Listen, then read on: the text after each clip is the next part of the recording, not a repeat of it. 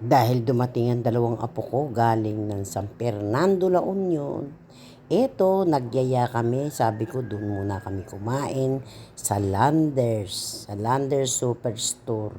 Para yung dalawang bata makakain doon ng pizza. Dahil paborito nila ang pizza. Kaya isinama ko yung dalawang bata. Ayan, umorder na kami ni Jan.